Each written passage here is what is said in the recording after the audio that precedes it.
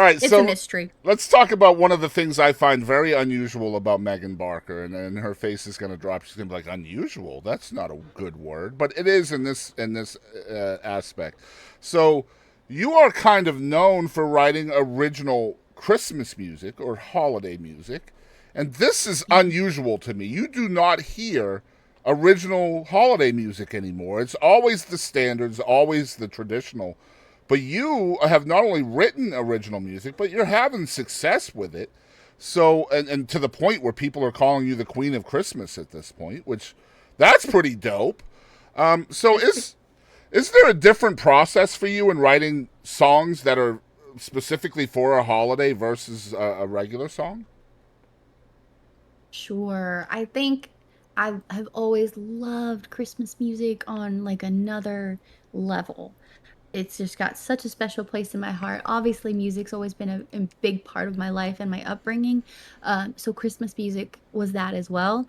I feel like it is not Christmas until we have the James Taylor Christmas album on for whatever reason. That was just really important.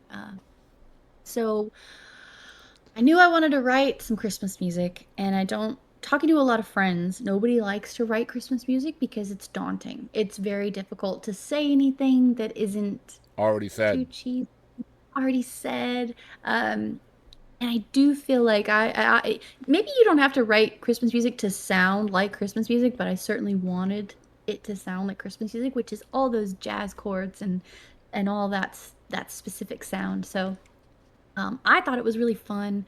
I've pulled in some wonderful co-writers that I thought could be up to the task with me, and I think we accomplished it. I mean, I'm so proud of Miss and Mistletoe. I think it's just a beautiful Christmas song that could be a classic in my mind. Like if it was on a playlist and I didn't write it, I'd be like, oh, I think that's beautiful.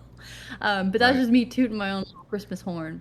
But yeah, it's a challenge and it's fun, and I love it so much. And Robert Oerman was part of that song with you too, right?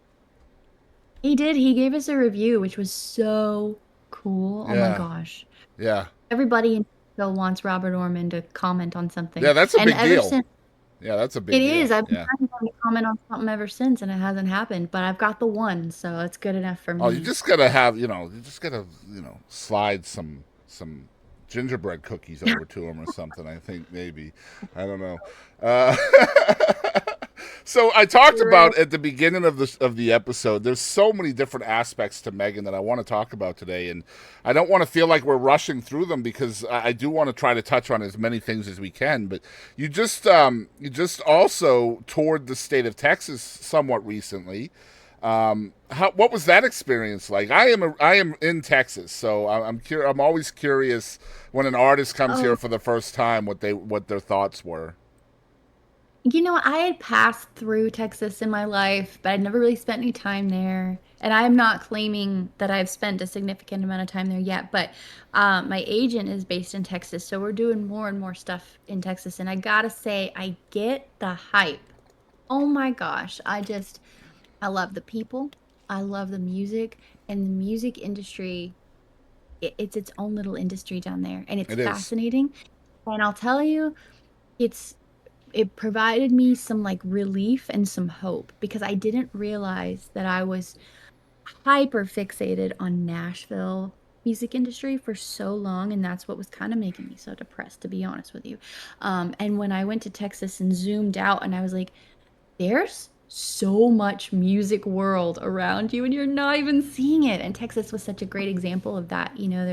There's all kinds of bands and musicians and songwriters that are making a living and building a name for themselves and doing the thing, on their own terms. And independent music And kind of rules the world here, which is always a good thing. It's kind of the anti Nashville in that aspect, where I mean Nashville has its own lane of independence as well from non-label artists. Don't get me wrong, but like Texas is known for that, and Texas listeners sort of gravitate towards somebody that they know is kind of the salt of the earth rather than going the major label route.